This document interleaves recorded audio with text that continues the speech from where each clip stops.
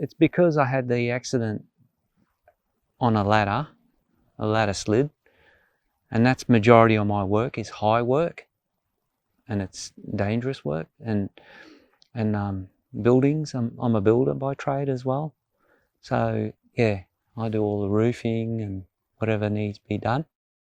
Well, they virtually told me at the beginning, we've got to get you off a ladder, no more ladders, full stop, and that was high priority, and I said, well, majority of my work, I've got to get up on height.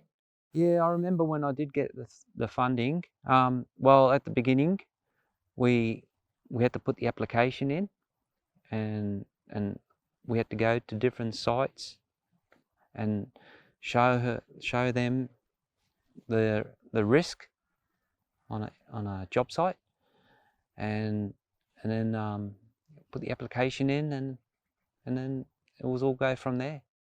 Now that I've got my machine, sky's the limit. So yeah, I can reach where I want, and I won't need to get on a long ladder. I'm too wary to get on a long ladder. So my biggest fear was when he left the house, is Paul going to be safe on site?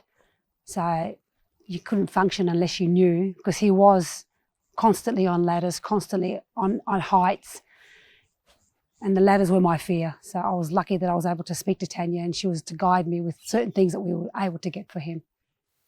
In the beginning, he was very fearful, but wasn't letting us know. And I think once he started getting these few things, it made him relax that little bit more. So he is more confident, because he does work a lot, and work is his life as well as his family. So I think having those few things in place helped him feel a bit better going onto site, because whether they want to admit it or not, there was, I'm sure, a bit of fear there. Now that he has the machine, he's more confident to get on the machine and able to get up. So personally, those few phone calls I called her a few times, more emotional than anything. I think it was more a relief for me, because she knew what I was going through. She could understand my fear of knowing that, am I going to be able to let him go to work, knowing that he was safe, because he was and is 90% of the breadwinner for the family. So with him not being able to get back to work, big fears. The phone calls, you could just pick up the phone and get an answer, even if it was the smallest question.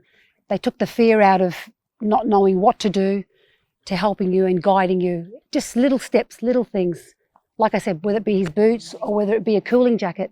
I mean, that to me is, because you're new at it, you don't know where you are, what you're doing, who to speak to. And I sometimes ring up Tanya with something completely different to what Paul needed, but she helped me and guided me in a different direction, little things. And I think having those things in place eased my mind dramatically, because the thought of him picking up a ladder and climbing that ladder fears me. But now that we don't have to, and thanks to Tanya, with all her help, we are very blessed. I consider Tanya to be probably a big lifesaver for us. Seriously, she's just helped me a lot of emails, a lot of phone calls. I honestly don't think I could have done it without Spinal Life.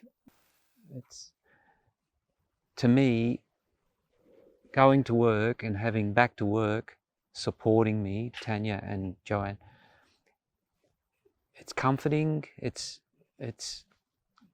does help, because I've got that. It's like a foundation, like a tree. If it hasn't got the foundation, that tree will fall. And it's the same thing. Back to work is my foundation.